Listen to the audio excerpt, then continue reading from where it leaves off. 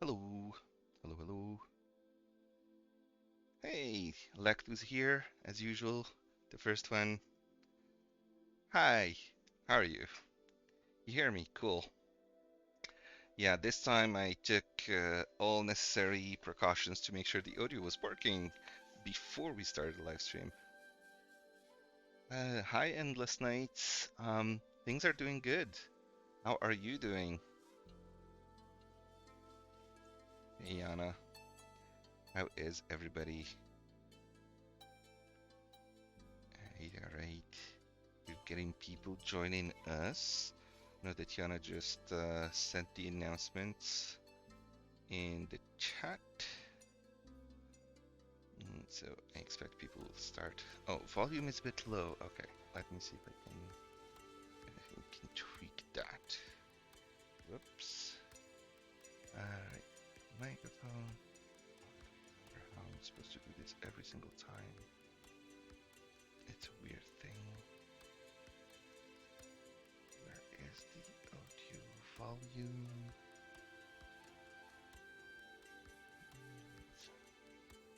Okay.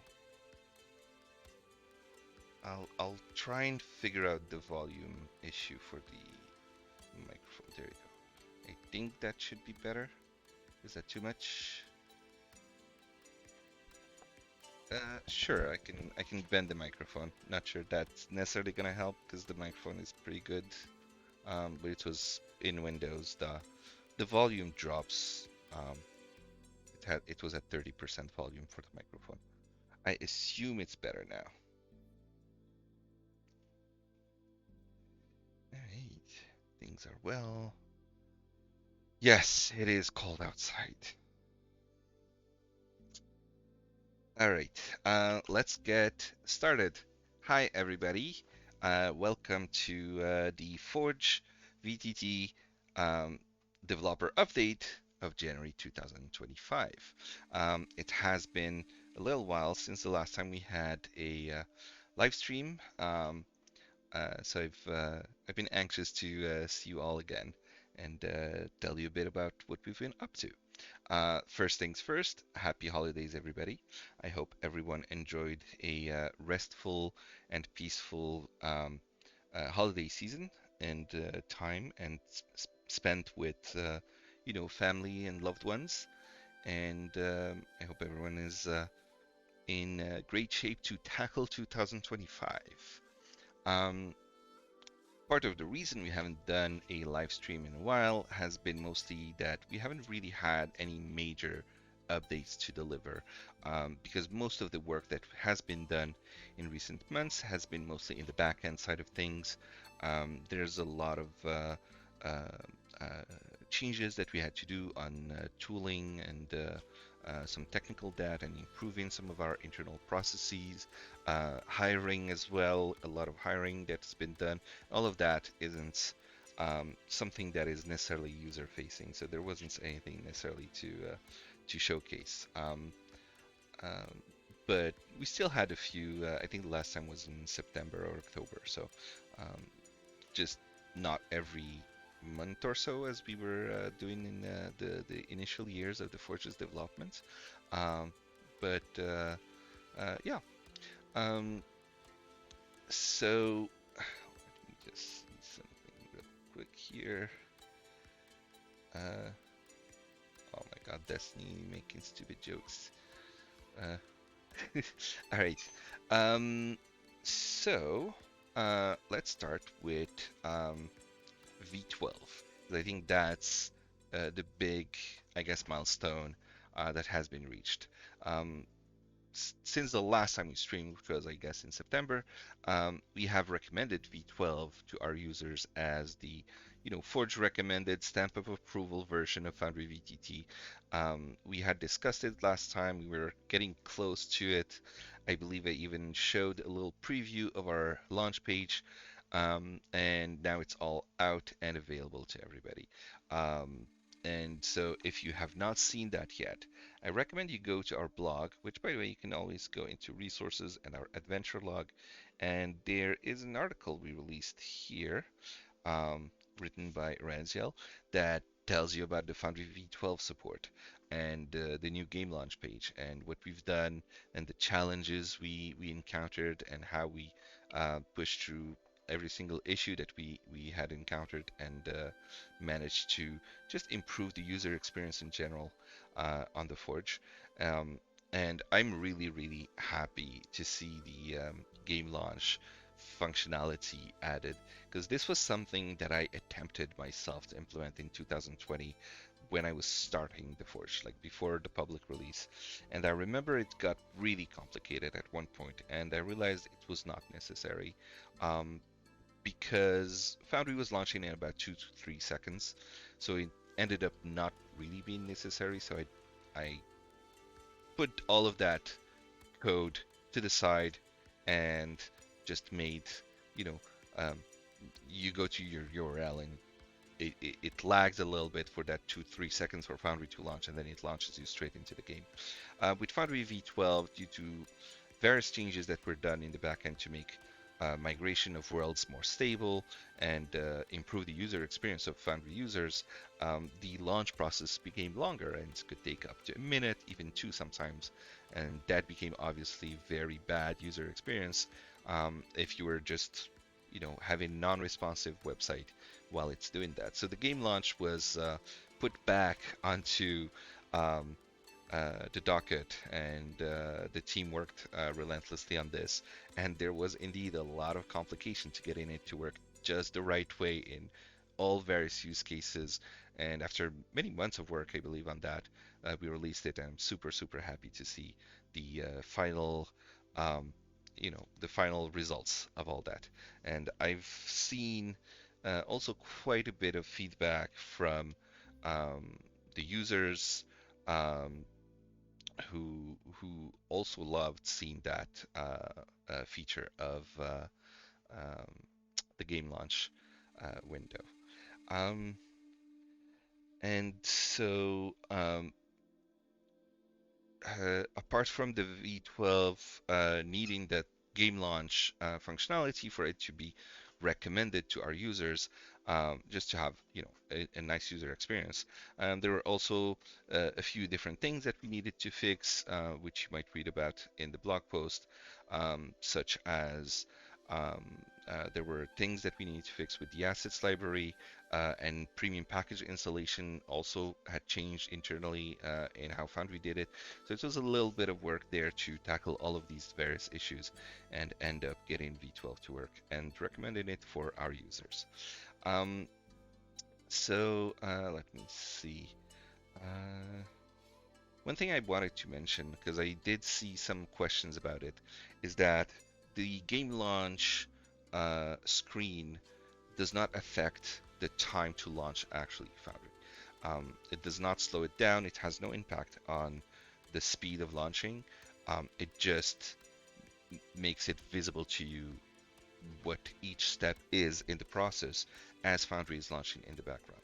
Um, and yeah, there's more that we can do with it as well. I don't know yet exactly what we will be doing, um, but it can be improved eventually with potentially seeing the log from Foundry streaming as it's launching, so you can monitor that as well exactly on where it's at. Um, that's probably more advanced, so not necessarily visible, but maybe a little button that you can click to monitor the log. I think that would be a nice quality of life improvement there. Maybe also using that to be able to provide users with troubleshooting steps for maybe why their world is not launching or malfunctioning. That's something we can look into. But for now, I'm really happy with the end results here. Um, and let me just catch up a bit on Twitch chat in case there was a question that dropped.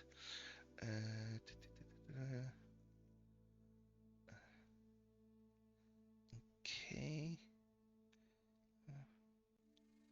Yeah, Kitty Tam saying that they used to get a lot of questions from their players about the game load. And yes, that was something that we had seen throughout the years slowly degrade as Foundry became more complex and needed more time for it to load.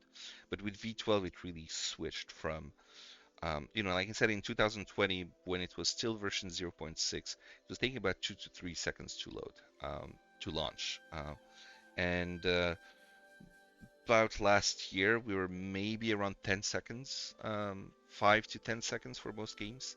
But with V12, it really became 30 seconds up to a minute, and in certain situations, even longer than 2 minutes. So that really became an issue. So I don't know if your game was already on V12 before we added the launch page, but if it was, I imagine just how much it could have been an issue for users to see all of that waiting time. All right. Moving on from that, another thing I wanted to talk about was D&D Beyond integration, which actually let me just switch to the Bazaar here for D&D Beyond integration. Um, for those who may not know, D&D Beyond integration is something that we offer on the Forge. Um, it's not fully done yet. There are small little issues, mostly with like items not having their description properly, um, or like the damages and formulas and things like that probably filled out in various items. Um, but it works pretty well and it's pretty robust so far. But we did have a few small issues, especially with the 2024 releases of the various books. There were a few changes in how D&D Beyond was exposing their data, so we had to make a few changes there. But we also spent some time just to improve in general the back end of things and just getting um, the the D&D Beyond integration to be easier on our side. So we had a lot more frequent updates, um, pulling changes from the metadata project from Mr. Primate. Again, a huge thank you to Mr. Primate and his community for all the work they've done there for the adventures. Um, but being able to synchronize more effectively and faster and make these releases faster. And I think we're at a good place now with regards to our system for D&D Beyond that we can start moving a bit faster on that development cycle because it did stall a little bit. And you should be able to see some changes soon coming to the actual implementation of D&D Beyond integration, seeing more accurate data. Although we haven't really had much complaints or any, to be honest, with regards to potential inaccuracies in monsters or anything like that. But if there is any discrepancy, we'll be able to catch them and make sure that everything's accurate and working and hopefully even being able to do um, auto advancements of characters with the classes and backgrounds and all of that stuff. So I can't wait to see how that's going to evolve in 2025 with the D&D Beyond integration. And for those who have not tried it yet, you can see here the free content. So Basic Rules, Lost Mine of Phandelver, and Frozen Sick are all available to everyone basically without any kind of support um, in anything like that. Because one thing we changed as well in 2024 is that we switched D&D Beyond integration from requiring um, a Patreon subscription to my account. Instead, we just offered it automatically to Storyteller and World Builder users as one of the perks of their subscription tiers. So now it's basically free and included with your subscription if you're at the Storyteller tier and higher. But if you're not, if you're just a Game Master subscription user, you can still give it a try with Basic Rules, Lost Mine of Phandelver, and Frozen Sick. So as an example, this is just how it works. Um, Click OK, and then it will basically just download the content from D&D Beyond. It will um, upload the images from it to your assets library. It will create a module with all of that content, and yeah, that's then you can just browse it directly with the compendium library module that we have, and yeah, It's really great integration with D&D Beyond. I know that our users love that quite a bit. Um, Other than that, obviously we did some updates to all of the books metadata.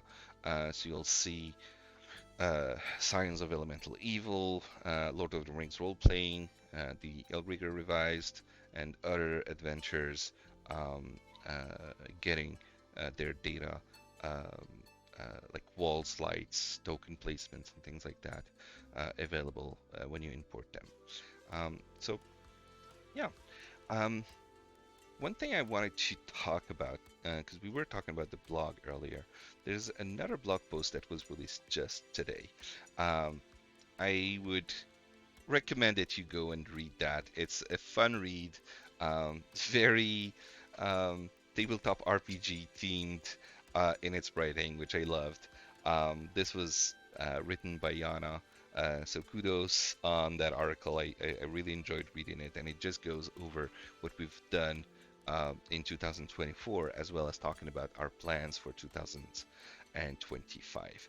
And among those things, another point that I wanted to make was 2024. We've had a lot of new staff joining um, uh, the team.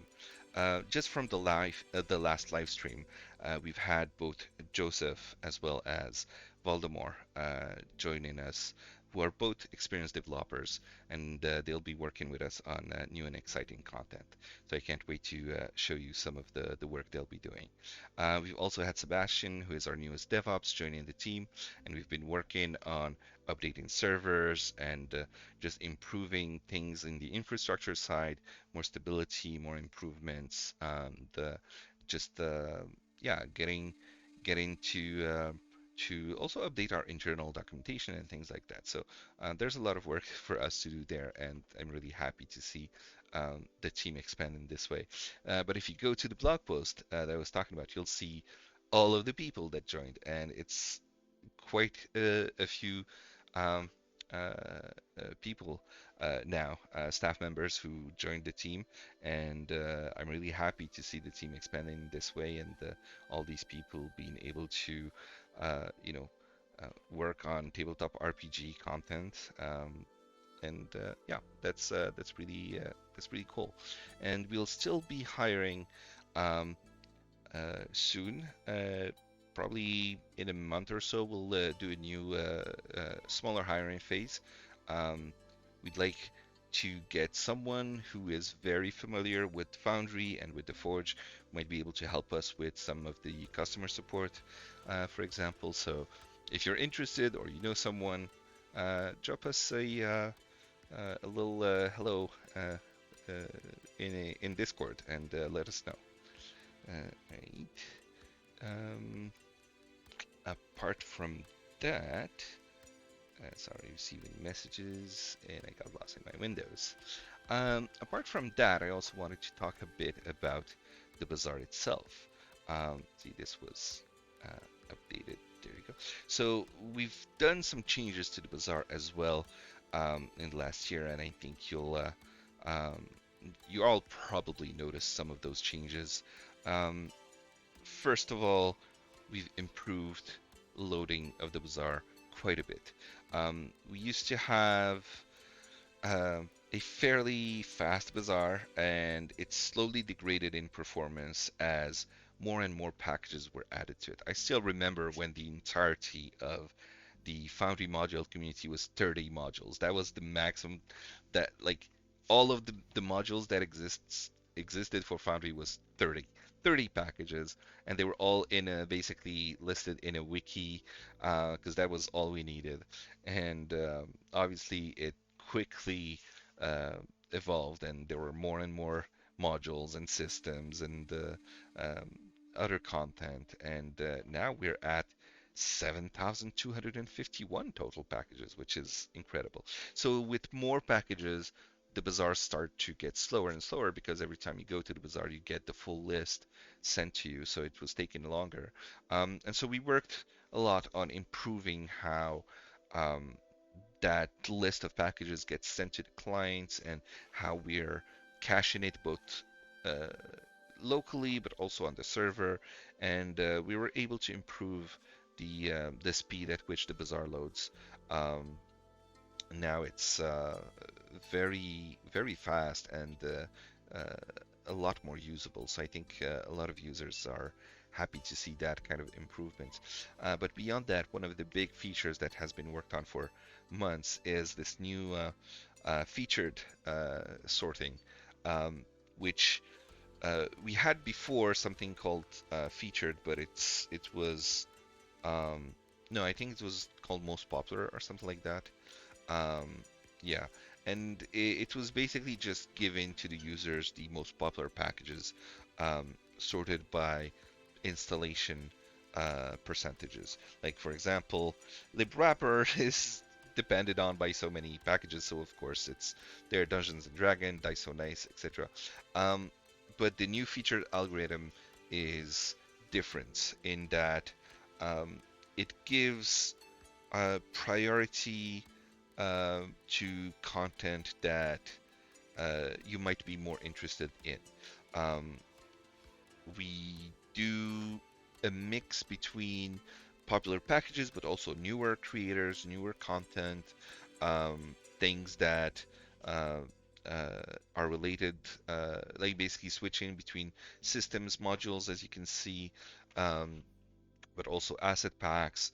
And it's mostly going to be really useful if you go to the Bazaar Marketplace filter, where it will really let you find content that is uh, more varied.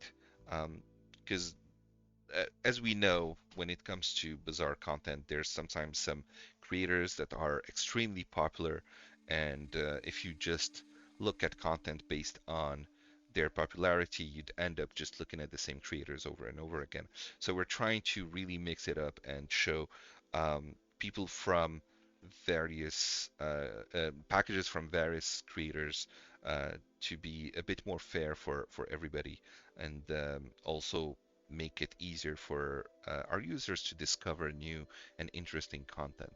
Um, and I won't bore you with the details of the actual algorithm, but it was a lot of work for a fairly long time because of um, uh, basically um,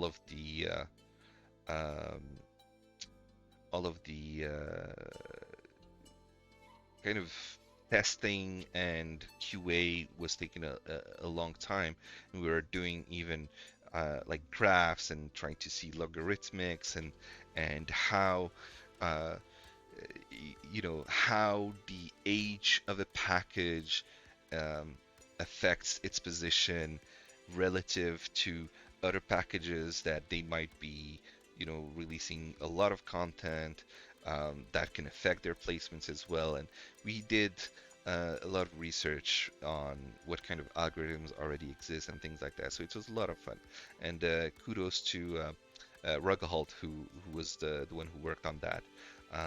So that has been released. I'm super happy to see that.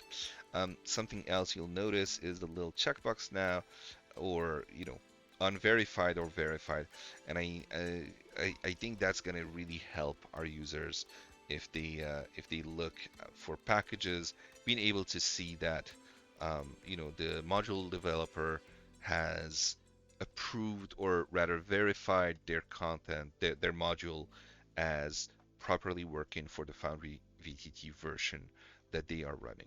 So I think that's gonna really help. And I really love what the team have done here with it being non-intrusive and very um, easy to understand what that checkbox does and means. So I hope you like it and enjoy that feature. All right, let me see. Let me catch up a little bit on Twitch chat, then I'll go back to my notes there. Um, any plans to play Foundry on mobile or tablet? Not from our side because we're mostly just hosting Foundry for that aspect, and it really becomes a matter of whether or not Foundry itself supports it. I do believe I saw a module that was made Makes the UI usable with modules, tablets, and other low-resolution devices. So yeah, mobile improvements module that someone from the community has developed that gives you basically makes Foundry work better in those situations. Um, Full screen, switch between scenes, etc. Um, Mobile friendly UI. So, and yeah, being able to control the scene with touch. So yeah, that sounds like exactly what you're looking for.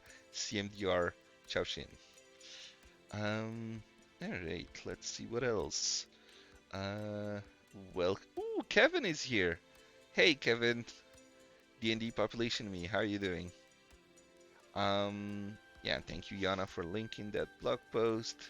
It would be nice if there was a filter for incompatible, unverified modules on the bazaar. That's a really good observation, Alornis. Do we have such a thing? I don't remember if we do. Uh, Let me see.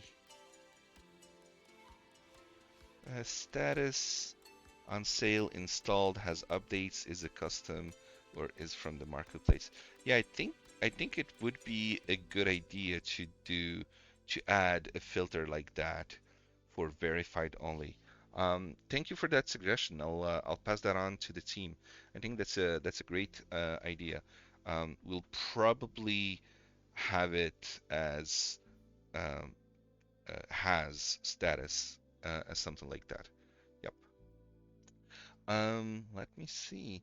The Harry Potter problem. Or how does Amazon avoid just recommending Harry Potter to everyone because it's so ubiquitous? Yeah, same thing here with more popular creators. Can we subscribe to module creators? That's a great question, CMDR Xiaoxing, because it's actually something, the ability to follow Bazaar creators. It's not yet something available on the Bazaar, but it is part of what we're working on for the future in 2025. So if you check out that blog post I was talking about earlier, you'll see that it's one of the features we plan on bringing to the Bazaar as part of our notification system, which is actually like the bigger feature that we're currently working on. So you'll be able to follow, subscribe to module creators and see whenever there's a new package that they release and things like that. You'll be able to see that. Um, and Other than that, we do have Patreon integration as well. Let me see. Patreon integrated. So there's a few different creators that do subscribe to our Patreon integration system, and so you can see here Wild Magic Surge, GB2A, obviously Bailey Wiki. We have Forgotten Adventures, Arcane Affinity as well. It looks like, um, and yeah, there's a few that have the Patreon integration, and for that, if you do subscribe to that creator through Patreon at a specific level, then you'll be able uh, to uh, install their Patreon packages without buying them a second time on the Forge, basically.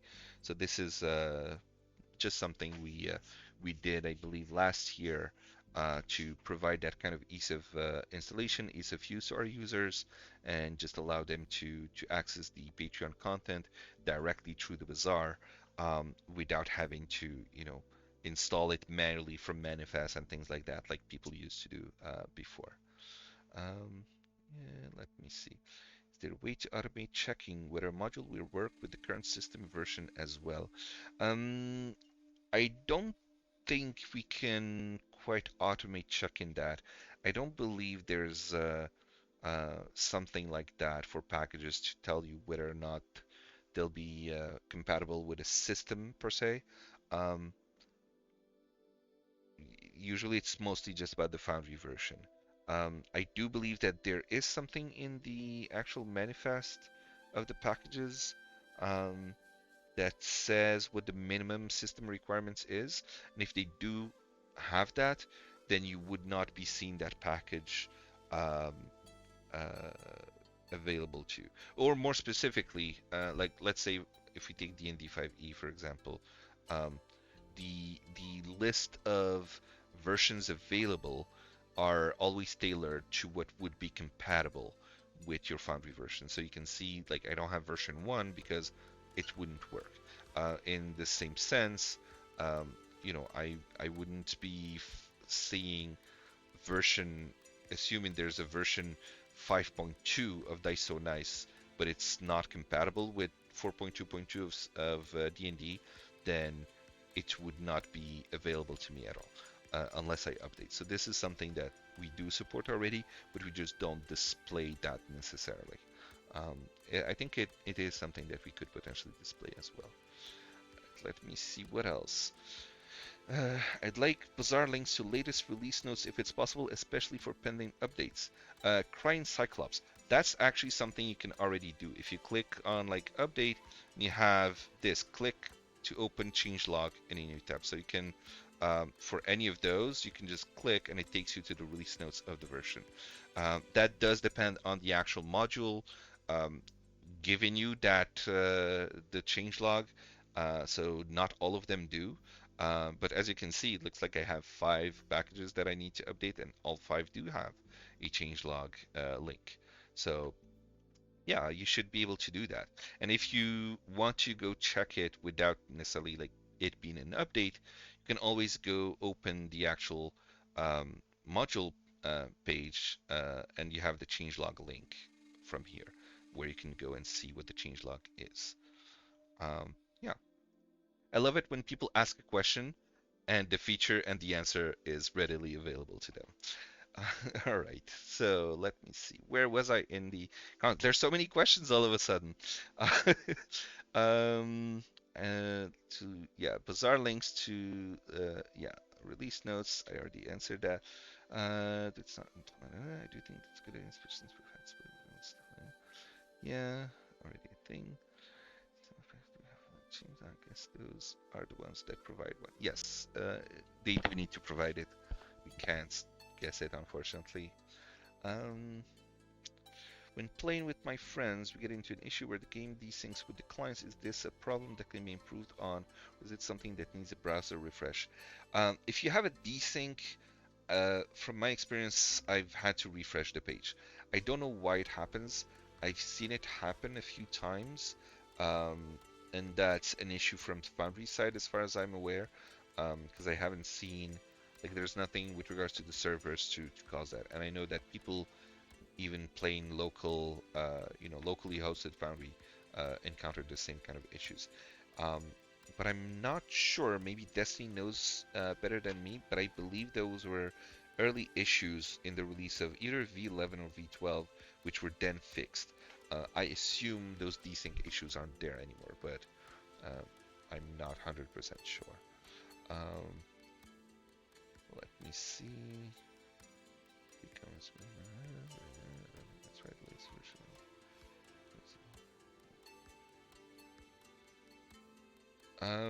Dinesh, with regards to HD requiring D&D4X, that would be my guess that they didn't put the metadata in. Yeah. Um, we can we can check in case maybe there was a bug that caused it. But if you can post in Discord, we can check that out to see if there's something that caused it from a bug from our side, or if the metadata is missing from the manifest of that version. All right, I think I've caught up on the questions, and let me see if I can go back to my plan uh, for my notes for the live stream. Let's see. Talked about the bazaar, talked about the new featured sort algorithm, popular creators, and ooh, yes, right. So I assume many of you have noticed the little game icon here, and like we've had a few icons here pop from time to time, like for Halloween as well as for like Christmas or like winter mostly, with various decorations on the website. And this popped recently. Um, near to Christmas as a Easter egg sort of, um, which is a new little thing on the Forge, which I'm really proud of and happy to see. And I have spent, not to say wasted, I spent a few hours playing this. Every few days I get bored or I need to pass the time and I go and play this. It's Solitaire. I assume some of you know, but some may not be familiar with Solitaire, which is a game that was very popular on Windows because it was basically the only or the main Windows game um, from Windows 3.1 or something. Um, and I thought this would be a fun little thing to provide to our users. And so yeah, Solitaire, have fun playing it. If there's a break in the game and you come back to your PC and the others are still not back, and you want to spend 5 minutes doing something instead of staring at a screen while waiting for your players to come back, then you could be playing that. Or if a game is canceled and you're not sure what to do, you could be playing that, obviously. So it's just a little Easter egg sort of thing, game that we've added to the Forge. We're really happy about it, and we'll be improving it as well, and adding potentially other small um, games like that as a time waster, or I don't know of a better term, um, uh, but mostly I guess to let people enjoy a little bit of a different kind of gaming on the Forge than tabletop RPG. Um, and for now, probably we'll concentrate on just like solo little games like that before maybe doing something a little bit more involved and multiplayer or something.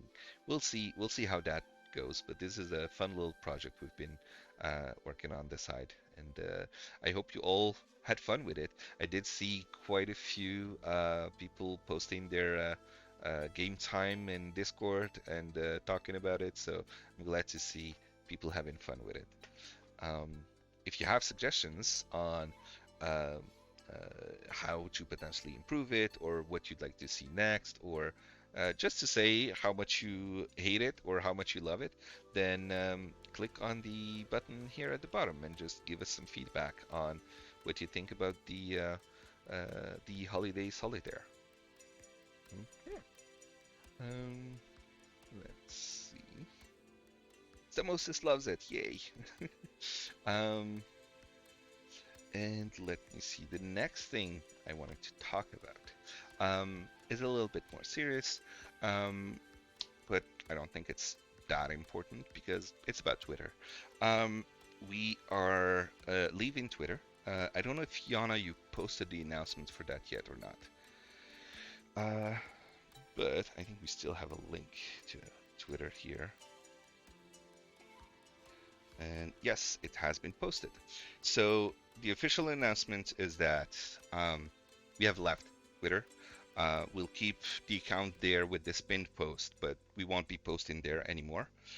Um, Over the years, honestly, since Twitter was bought and then changed into X, the platform has just been declining, and it's just not been a great platform, um, unfortunately. And we've been thinking about leaving Twitter for a while, um, but never really made a decision.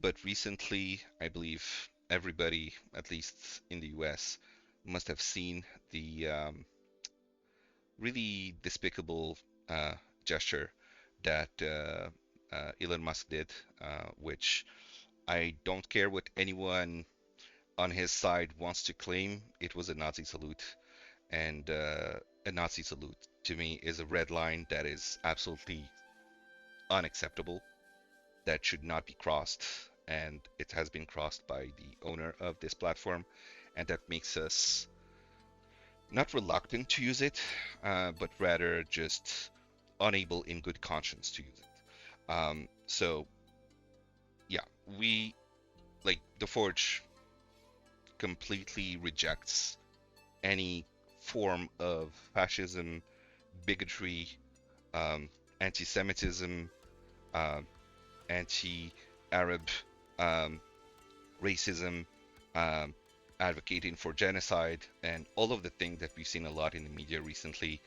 And uh, we just can't support Twitter, and I think everybody understands that, or I hope at least that everyone understands our motivations behind leaving the platform. So if you want to continue following us, we have the link tree, which states all of our other uh, platforms on social media where we are. Blue Sky is a good alternative. I'm not a very social media person personally, so I can't speak to exactly which is the preferred platform for most of you, but we do have various choices, and Yana, who is our community manager, is doing a great job of keeping those platforms engaged with the community. So, um, yeah, that was the announcement. Let's see if I wanted to say anything else with regards to that. No, I think that was mostly it with regards to Twitter. So bye bye Twitter and good riddance. All right. And yeah, finally, going back to our blog again. You can look at the year in review of 2024 and our plan for 2025. But also, um, there's been um, uh,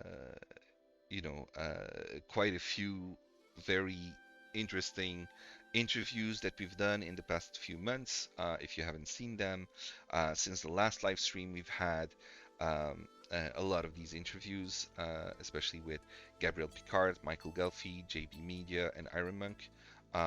They've all come out since our last stream, and really, really interesting reads. I recommend for everyone who's interested in the tabletop RPG community and the creators on our platform to go check out these interviews. Um, Iron Monk, by the way, is one of our staff members, and I think everybody knows Iron Monk for his module work, Monk's Active Tiles, um, amongst so many different things. uh, yeah, so you can check out that interview. Same with Michael Guffey, he makes incredible music. JV Media, Gabriel Picard, and even from before Pipu Necro Music, we have so many really, really interesting interviews with all these amazing creators. Um, so yeah, I highly recommend each and every one, and yeah, go check it out and enjoy the read. And the final little thing I wanted to talk about is the impending Valentine's Day. In just a couple of weeks, it's going to be Valentine's Day. I don't know if any of you celebrate that or not, um, but if you do, I wish you all in advance a merry, happy Valentine's Day. I'm not sure how you're supposed to say it, but I hope you all have a great time with your loved ones and maybe do a one shot that's Valentine themed. And I'm sure on the bazaar you'll find plenty of content for Valentine. Let's see, probably if you go to category, and there must be a tag for it somewhere. Uh, Culture, special events. We should have a Valentine's special events tag. Destiny, take a note of that because I think there's a few Valentine Day related content. Um, yeah, if it's not there, then probably can do it by typing the suggestion. I don't know if that works. Well, that didn't. Anyway, we'll get on that, but you'll probably find some really great content that's Valentine related. Maybe I just don't know the proper uh, uh, tags to look for at this time. But yeah, wanted to mention that we won't be doing a live stream at that time because it's just going to be in a couple of weeks. So we'll see you after that, and hopefully you'll have some cool stories to tell us. And we will be releasing a blog post, however, related to Valentine's Day, mostly to talk about our love for tabletop RPG itself, and yeah, we'll go from there. Um, that's about it. As usual, we do have the gift card giveaway that we'll be doing just after we do the Bazaar Showcase.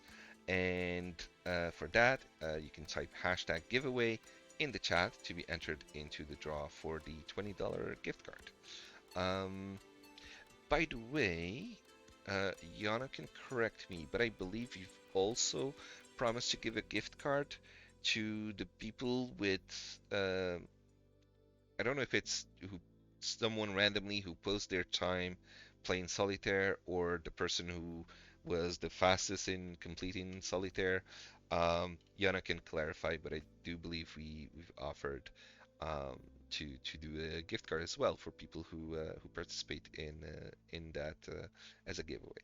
So there you go. With that, I will let Destiny take over, do a Bazaar Showcase, and this time I will also participate and do the Bazaar Showcase with you.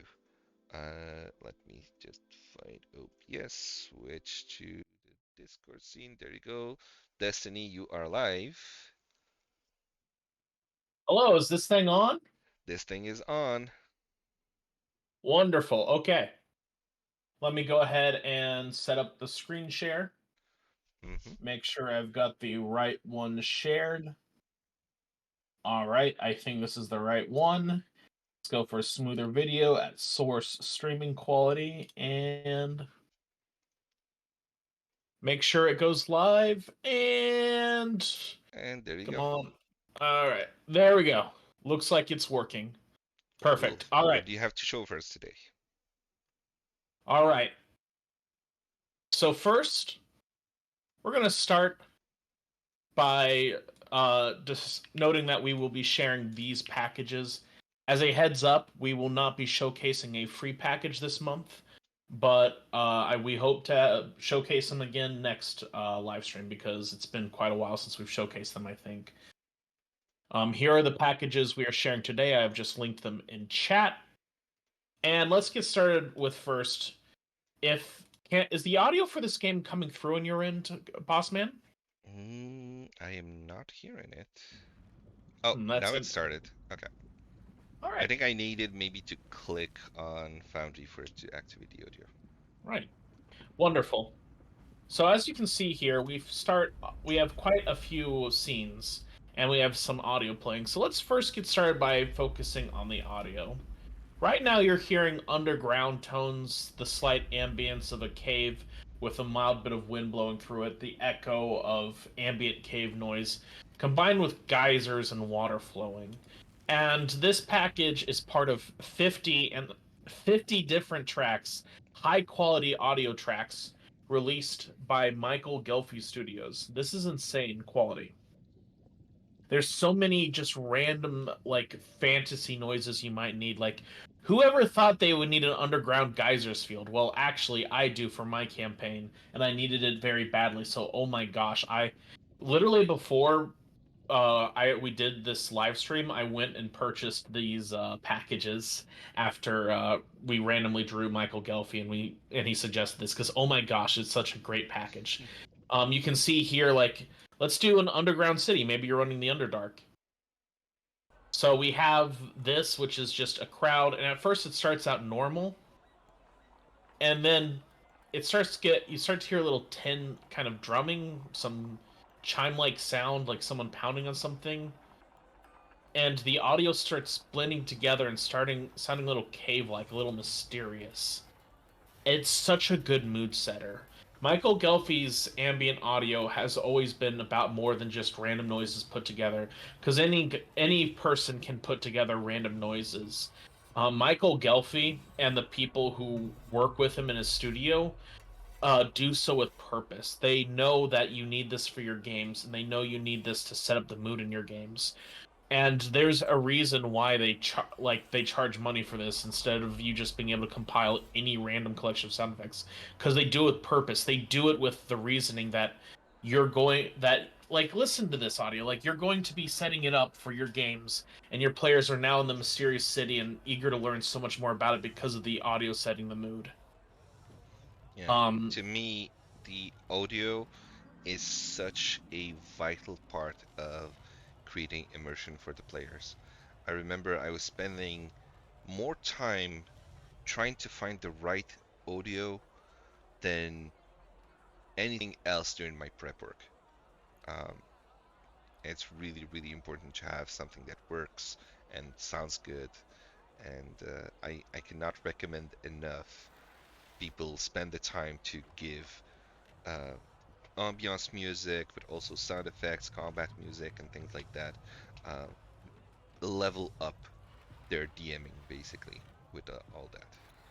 that's a great way of putting it, leveling up your DMing, because quite honestly, you can get 90% of a good quality, 90% of good quality for of your games. Like basically, there's a saying that like you can get 90% of stuff done with 10% of effort, and then the last 10% takes 90% of the effort. And audio, honestly, is usually that 10% because it's so hard to get audio sources to set them up right. And Michael Gelfi goes a long way in doing that. So anyway, I would strongly recommend this package in particular, but he has, as you can see, 8 other volumes. This is Ambience's volume 9, and they're all going to be good. This one is $12.99 on the Bazaar, and I cannot recommend it more. Once you buy it, it's as simple as installing it, enabling it in your game, and dragging it into your playlists. Um, and honestly, although I think a lot of it is good for scene-wide stuff, if you don't want it to be scene-wide for whatever reason, you can just grab the URL from the playlist link and then use that to set up as ambient audio in your games. Like, let's say I want to copy, like, say, the Underground City audio. You can just edit sound, copy the URL, paste it here, and then suddenly we have an ambient audio sound your players can come across as they're exploring the map.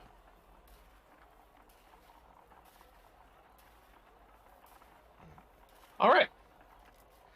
I remember one of the one shots I was doing where I had a lot of fun with various um, sounds in the map like that, and as the players approach with their tokens, they start to hear stuff.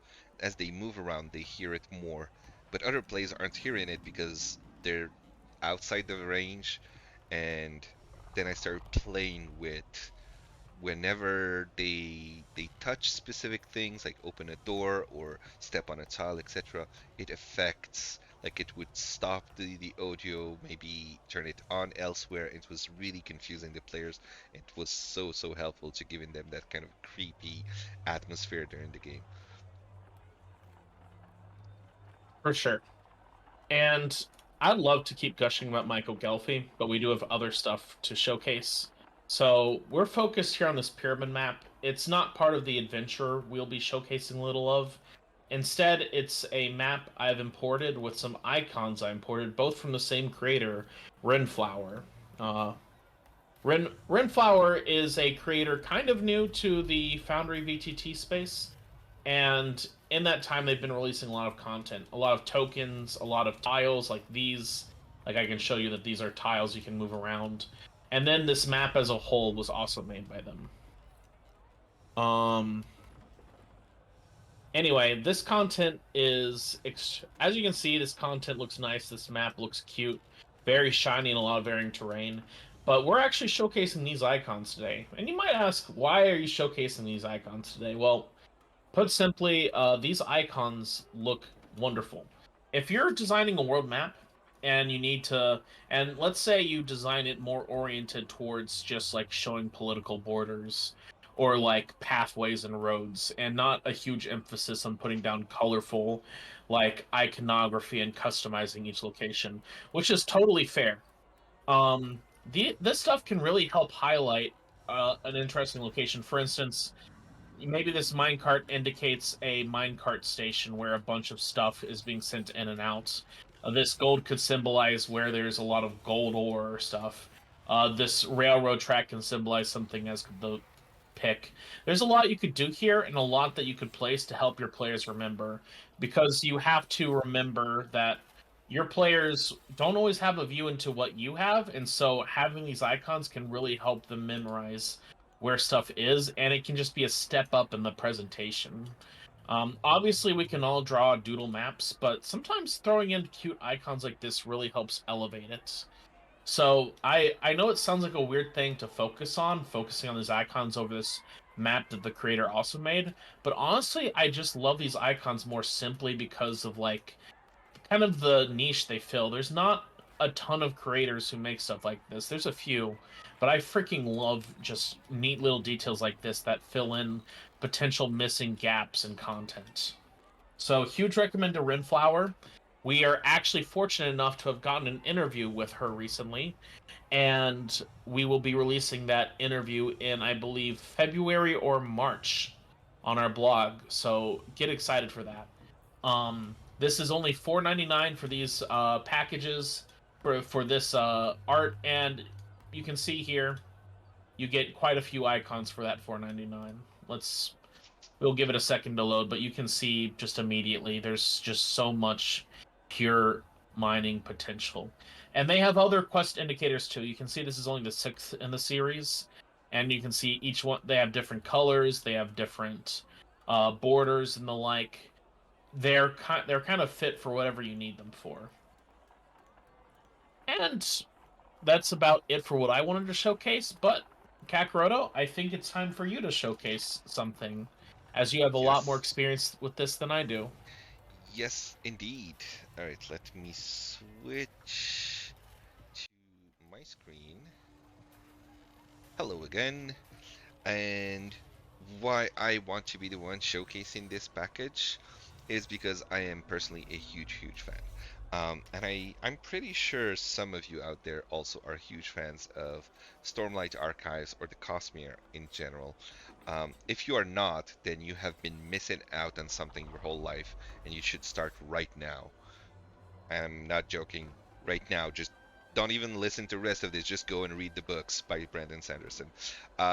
So, if you are not aware, Brandon Sanderson is one of the great fantasy authors of our time, and he has released quite a few different book series um, that have incredible magic systems, and they all kind of work within the same universe, which is called the Cosmere. And the Cosmere has very specific rules to it and very interesting things. I'm not gonna spoil anything, so I'll leave it at that. But he did have um, uh, a Kickstarter recently for bringing his Cosmere universe to the tabletop RPG um, uh, uh, world, basically. And if you have not seen it, this is, by the way, the Kickstarter, and it was extremely successful, raising over $15 million out of their initial 250,000 goal, and it's really amazing. I've looked at some of it, and just with regards to the Stormlight Archives, there's a whole thing, and then you'll have Mistborn, you have Elantris, which are different worlds, different planets in this universe, and they have their own magic systems and everything. And there are what they call world hoppers, which are people that are traveling with faster than light technology from one planet to the other. And you can find some of these world hoppers throughout this universe, throughout his books. So it's really interesting. But that means that you have a shared universe with like so much lore. It's incredible. And shared systems for how to play this, even though it's different magic systems and different rules. between, whether it's the Stormlight RPG or the Mistborn RPG. They're all encompassed within this higher level of Cosmere RPG. Um, and we're gonna be talking about the Cosmere RPG today as the package, which is actually a system, a game system. And to go along with that game system, we have one adventure that was made available, which is the Bridge 9 adventure. Um, there it is, and it's I don't want to go too much into it because I don't want to spoil it for myself. I still need to play it, and I want someone else to DM it for me because I want to play this and not spoil anything. So I'm not gonna look into too much stuff, but you can see like beautiful art here. You have um, a really nice character sheet as well, where you'll see between all the things that you can do. Um, the character sheet is fairly simple, and that's what makes this also like really interesting in the rules of the Cosmere RPG. Um, uh, what else did I want to show? Yeah, you have the adventure. So this comes also with like special dice. Um, and so there's a Stormlight dice module as well that this depends on. So if you roll that dice, it will roll properly based on that.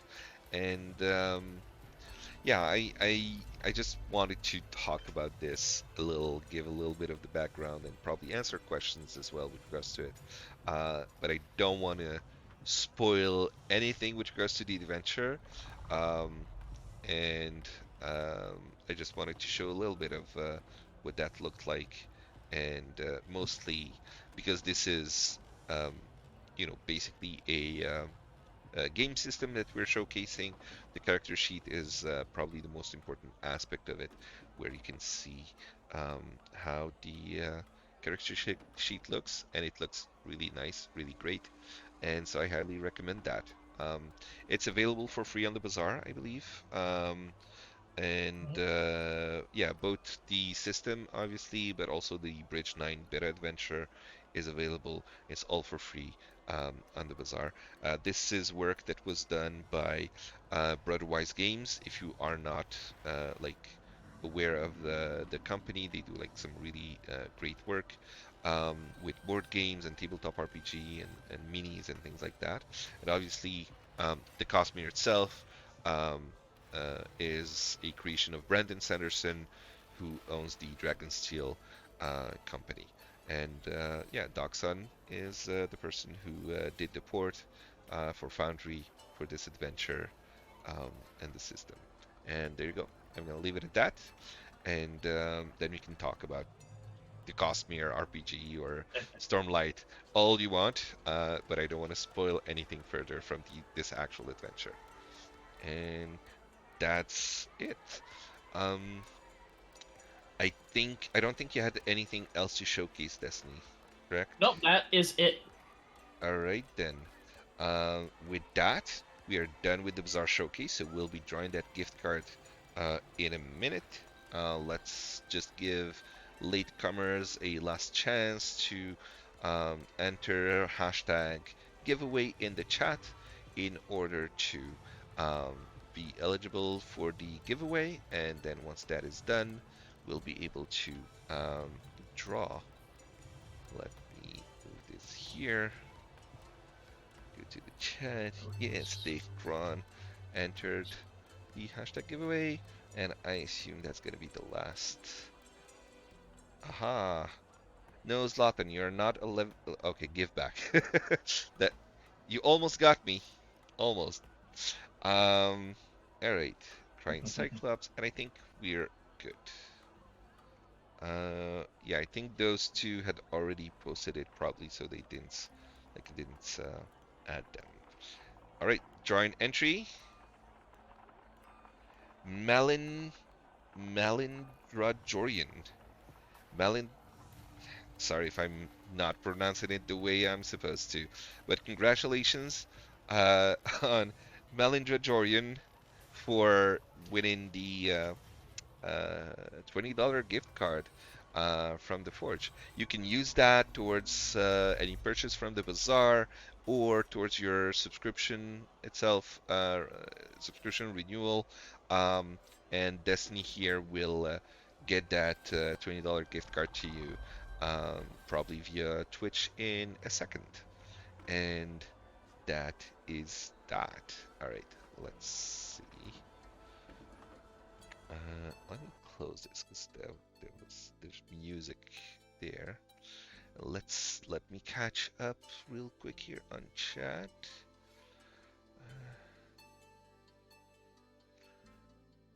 Because I think the next step now is to go into Q&A, right?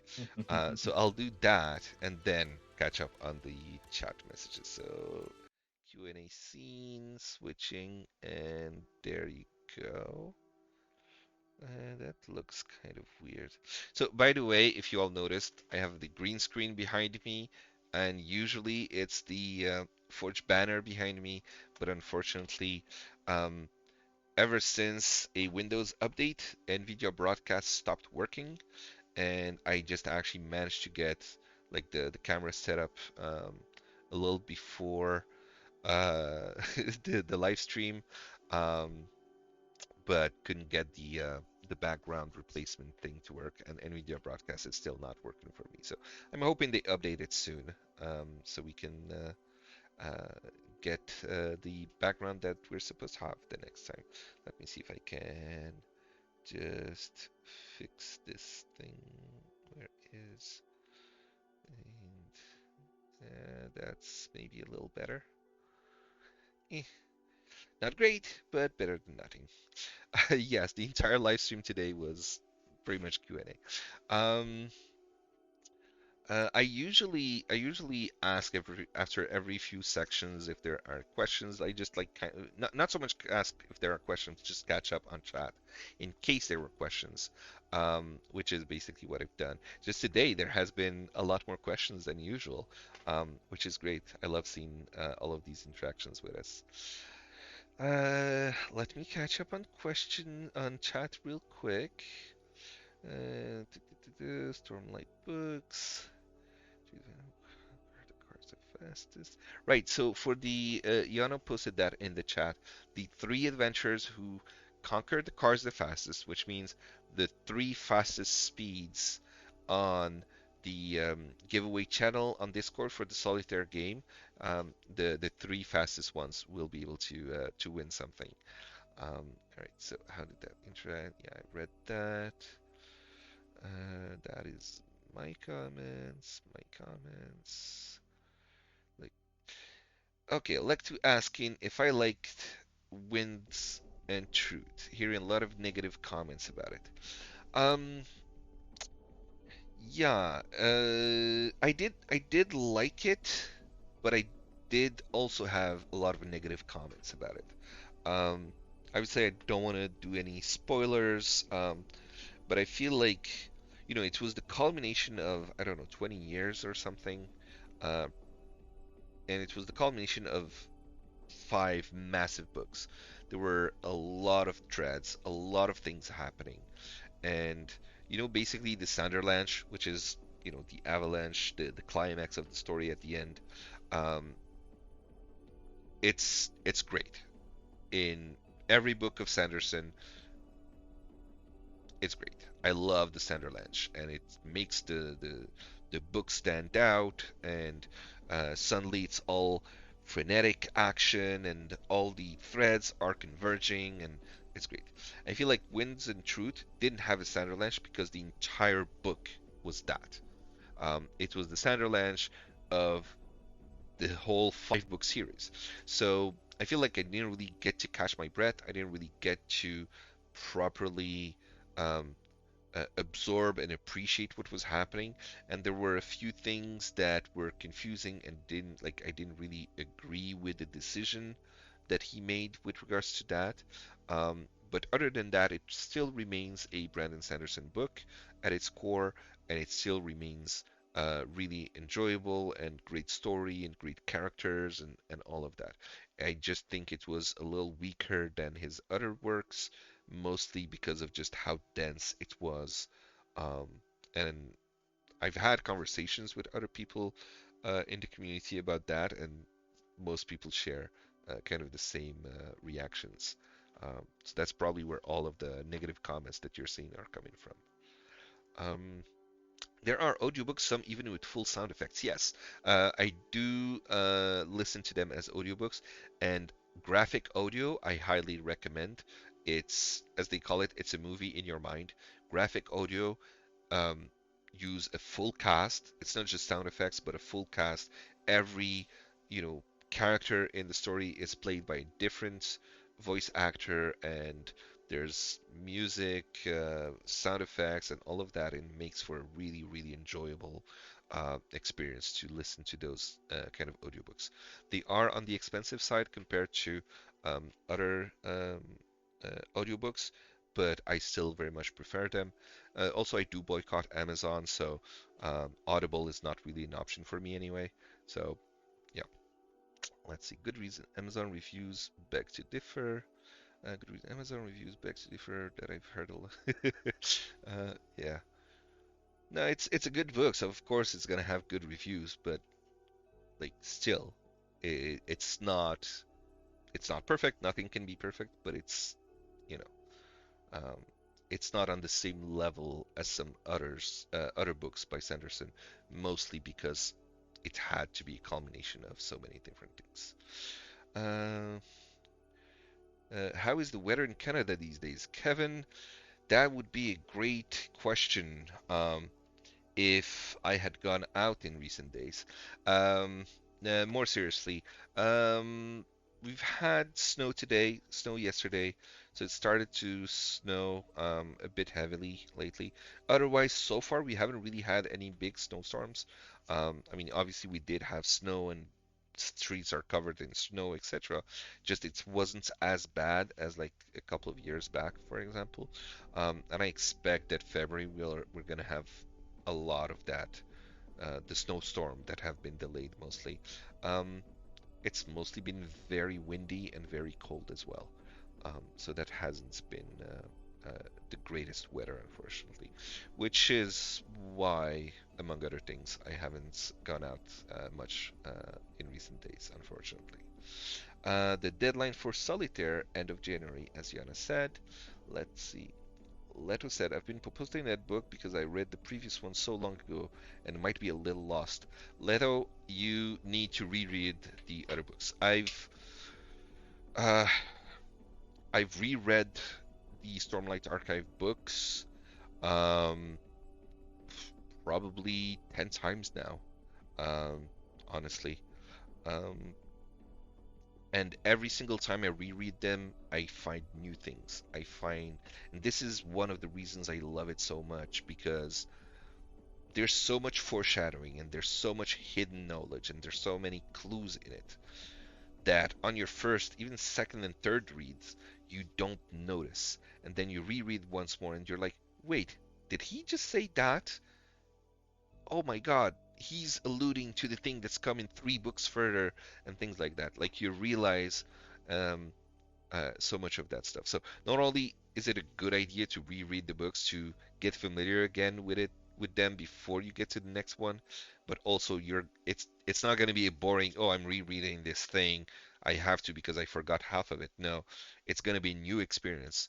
Um, you're going to see things you did not see the first time and you're going to enjoy it. At least for me, that rereadability factor is huge for why I appreciate the Brandon Sanderson book so much. Alright, Lectu saying, what you said matches what many booktubers said about the book. Yeah, makes sense. Are you planning for what when you do become the 51st state? Sorry, I will shut up now. Yeah, I want to talk politics. Let's talk politics. Um, Planning for when we become the 51st state? Yes, I am planning for that. And the plan is probably to leave Canada. And it's not just for the joke of the 51st state. Obviously, I mean, I believe Trump believes that for sure. But yeah, Greenland and Panama, I don't really know what's going to happen, honestly. I do fear that we're gearing ourselves to enter a potential third world war or something. Um, the expansionism and colonialism in the way that the government is acting is fairly obvious. They're talking about it fairly openly. Um, it might seem like jokes, but I don't believe it is. I don't believe it's gonna remain that way, and I don't believe that people are gonna take it lying down. I think that people are gonna resist, and that's gonna lead to wars. That's gonna, it's a fairly bleak uh, look to the future, unfortunately. Um, but I think that's gonna, on the long term, be positive to get rid of this colonial imperialist ideology that I think it needs to show its ugly face to the world for it to be torn down, and that's my hope. But other than that, so I don't really believe that Canada will become the 51st state. I don't believe it will get to that. Um, Obviously, if there's an actual war that's going to be really bad, I don't think it's going to get to that. I think it's just going to be empty posturing mostly. And then there's going to be some colonizing of probably third world countries. Um, Unfortunately, we tend to bear the brunt of the imperialist empire. Um, that being said, Canada itself is also leaning toward fascism. We're going to have elections soon in Canada, and I expect that potentially Poilievre, who is basically our version of Trump, might uh, get to the prime minister office, and that's probably gonna spell doom for most of what I like about Canada. Already that I'm uneasy at being in Canadian soil. Um, I'm having some very tough questions about my role in being here, um, which is indigenous land, stolen land, um, and I'm basically participating in the colonization of the indigenous lands of Canada, and that has never sit well with me, and it's just been kind of teetering at the edge of being unacceptable to the point of I don't want to be participating in that anymore. Um, so I'm thinking of potentially leaving Canada. Um, we'll see. We'll see where to go, and we'll see when, and we'll see how that will happen. But that would be my honest answer to your question. Maybe expand it a bit more than. Uh, no, I'm not a fan of going to the EU, mostly because the EU has been the actual source of most of the colonial powers over the ages, and I don't want to leave a colonial country to go into another colonial country. I know that not all EU countries have necessarily done that, but I prefer not to go and participate in that kind of thing. In general, the West as a whole, Western powers, are consolidated into one single force entity, sort of, when it comes to the way that they see the world and the way that they see their supremacy over the rest. I'm originally from Morocco, so I have my own history of coming from a colonized country, and I have seen what it does. I have seen what racism and fascism and occupation does to people, and I don't want to be either a recipient of it or a participant in it. So yeah, tough stuff, and we'll see. We'll figure out, uh, or I will have to figure out where to do, where to go, what to do next with my life, so that I can basically sleep better at night and not feel as much guilt as I do every day. Um, do our infrastructure depend on US based servers? No, it does not, which is interesting, because uh, we switched to OVH, right?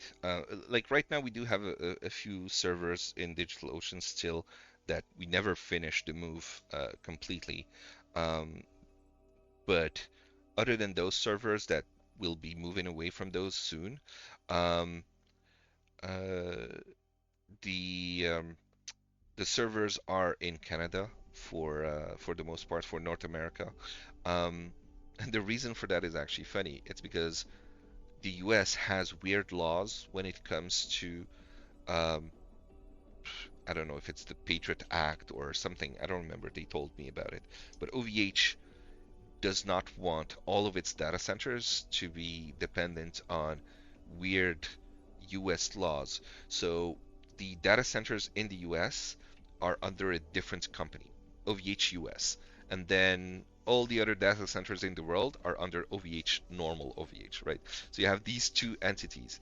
And if I was to create an account on the US OVH and create our data center there, they can't be connected to the other data centers from the other account on the other um, company, OVH. So I wouldn't have been able to create this sort of merge infrastructure between all the data centers in the way that we are doing it. I won't get into the detail of like implementation of how the infrastructure works and connects to one another and all of that, but basically it was technologically impossible. So I basically never created any servers from a US data center because I would have had to do it as a different account on a different website. So that's why we are not depending on that. And we have our servers in Canada for North America. We have Sydney and Singapore as well. As for Europe, it's in Germany, Frankfurt, which has their own rise of fascism again. So I might move us to a different European country for that, but I don't know with the world the way that it's moving. I don't know where a better place might be. We'll just have to wait and see, and then we'll decide at that point if we even need to move regions for Europe. But yeah, it's something to look at some point. Yeah, that's the problem. Nowhere's safe in the end. Nowhere is doing okay, unfortunately. And yeah, being American is embarrassing these days from crying Cyclops. Yeah, unfortunately. Um, the problem is that still half the population voted for Trump, so half the population is not embarrassed, I assume.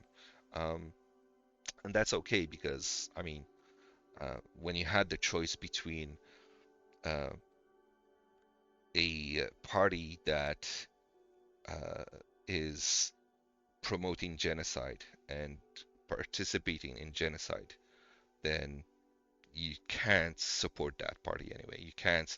You basically, I don't believe that America is democracy because you have two choices.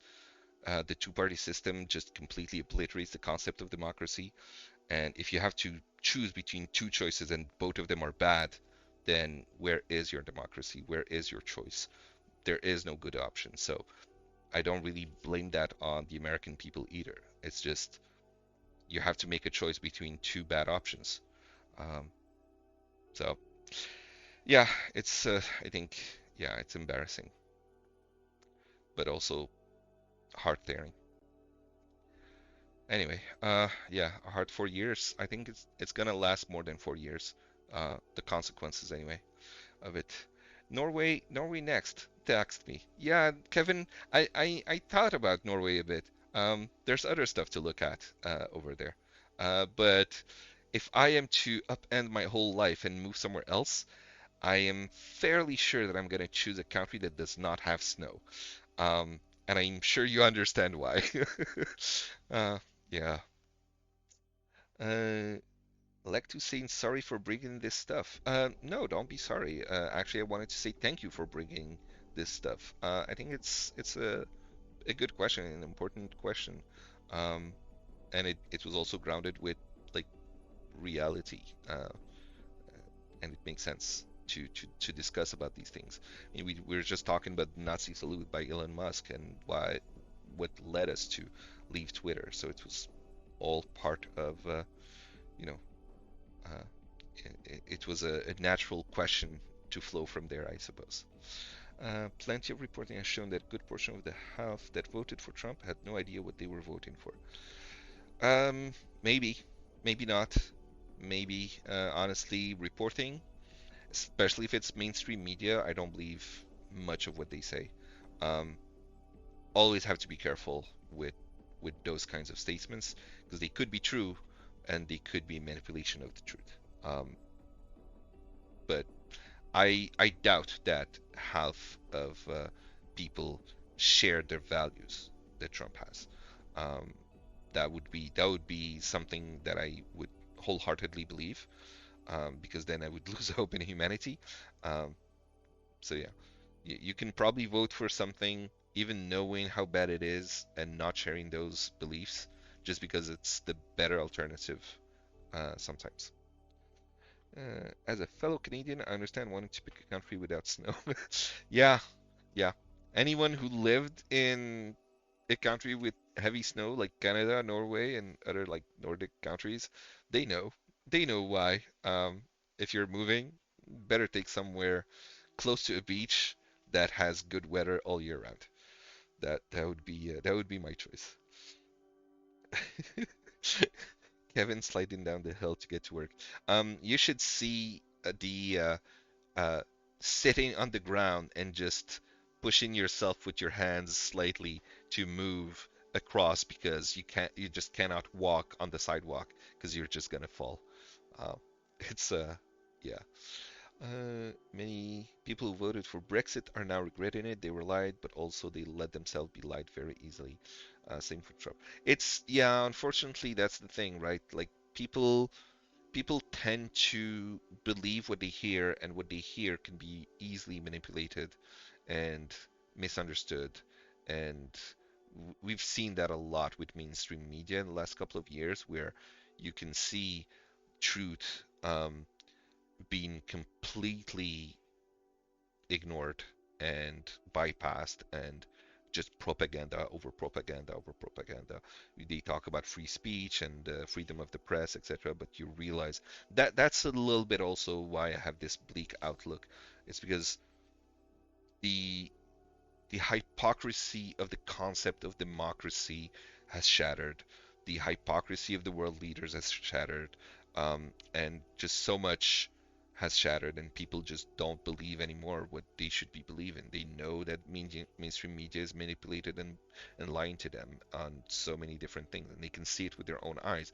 Social media has been a huge, huge help. As much as I'm not a fan of social media, it has really democratized um, uh, freedom of the press, basically. Even despite the shadow banning and the oppressive repression in social media, with under the guise of facts, fake news and all of that stuff. Like it's yeah. I don't know. I think if I go down that route, it's gonna get even more political, and I think I've said most of the political stuff I needed to say for now on that subject. Um, yeah. Lifetime member of Texas. Cannot wait to move somewhere far away and with snow. With Stemosis, no. You might think that, but spend a couple of years in a country with snow, and you'll want to go back to some place that doesn't have snow. Even though I've seen that Texas had snow, like a lot of snow recently, which was unusual, and it caused all sorts of uh, uh, problems because you don't have the infrastructure to handle that kind of weather change. Um, I do know people who would commute via Scathing along the frozen. Oh, okay. Yeah, I didn't know that. Awesome. Got bored during political talk and started watching Subway Surfer videos. Can I still bill for this?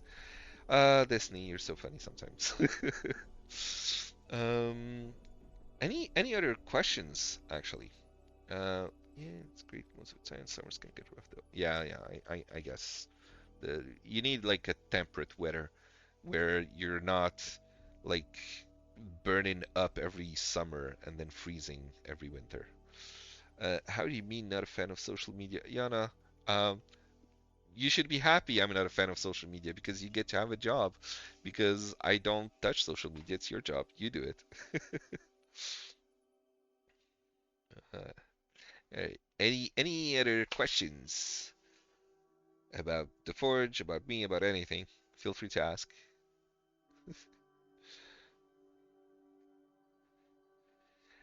Okay. I was wondering what that. I was like, should I say I don't know what that word means, or would it seem like I'm not a really Canadian for not knowing this obvious commuting method along frozen canals? Uh, I was like, okay, I'm gonna not not ask, so people will think that yes, of course I know this method. I figured that it was something like not skating, but I thought it was something like with the the like the big rackets that you put on your feet. I don't know the name, and I thought that was what we were referring to. Um, but then I was a little confused with the frozen canals. But I was like, yeah, frozen, but probably covered in snow. They still need to use those racket shoe type things. By the way, what's the name of that? If you know it, I'm now curious. Let me see. Can I get a webhook call every time I edit my next session time? We don't have a system for webhooks, actually. It's a good question. I'm not sure if we necessarily want to do that. 'Cause I don't think that's quite the Forge's target. Um, uh, because if we're thinking about what the Forge is about, it's really about bringing um, Foundry and our services in general to um, people who are not tech savvy, right? It's to make their lives easier. It's to make things not complicated, simple to use, and things like that, right? That's our main, like our core value, our core mission. And so already, like the API stuff with like the assets library was kind of the limit that I was willing to go to, and then I kind of regretted that afterwards. And that's why you see now the share folder system that doesn't need an API key. But we did already have the system for API keys, so we left that in there for advanced users. I feel like adding webhooks might be something a little bit too advanced and complicated for our users. I don't think anyone would use it other than you potentially. And my main worry is regular users stumbling on that and getting confused about it, what it does, why do they need this. We've had sometimes people like, oh, my world isn't working. And instead of disabling modules, they go and ask, oh, should I change this option? And we're like, no, that has nothing to do with it. So I don't want people to start like potentially saying, oh, I don't have the webhook URL, that's why my game doesn't work, or uh, you know, um, unfortunately, I just kind of expect that potentially as being an issue.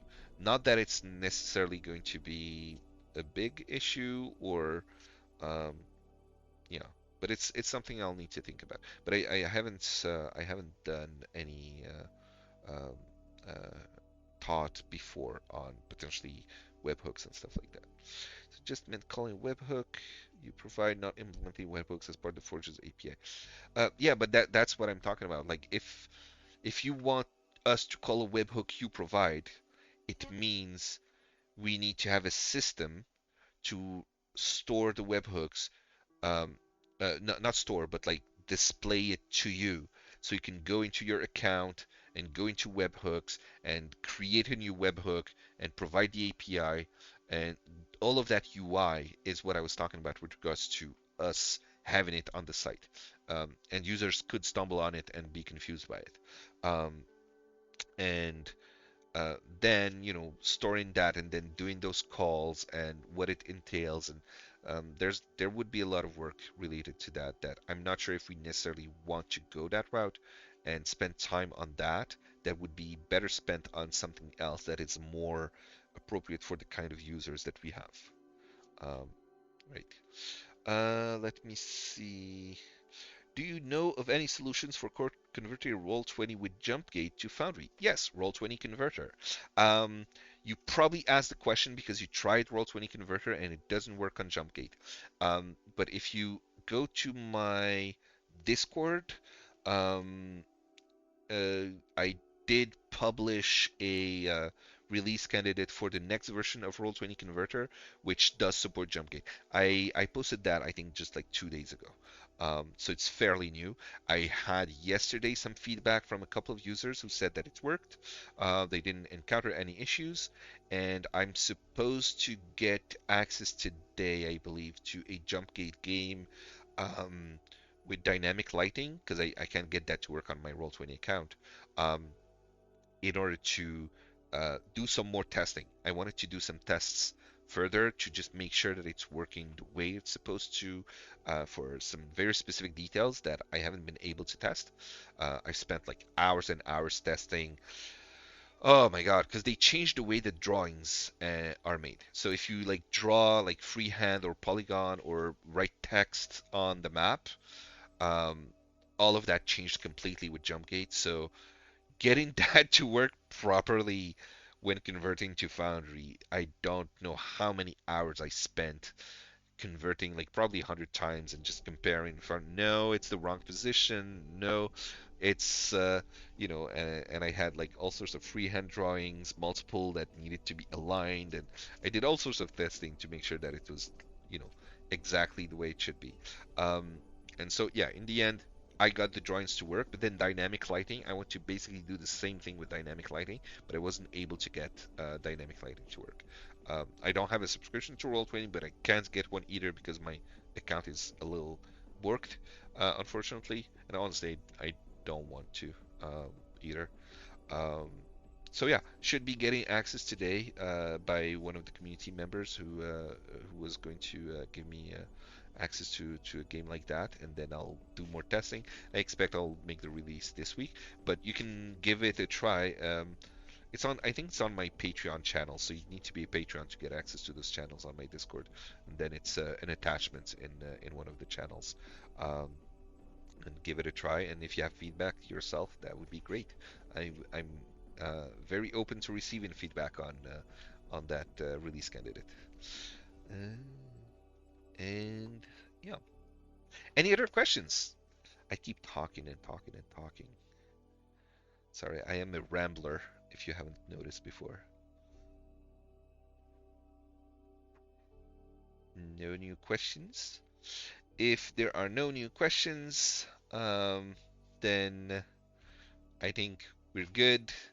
Um, and I'll end the live stream in that case.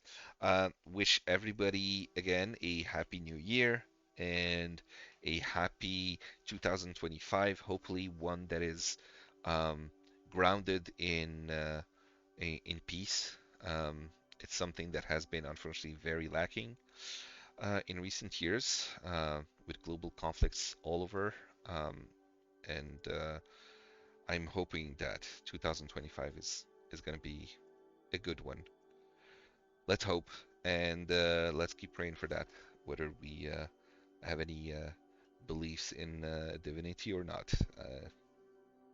We'll still pray for it, and that's it.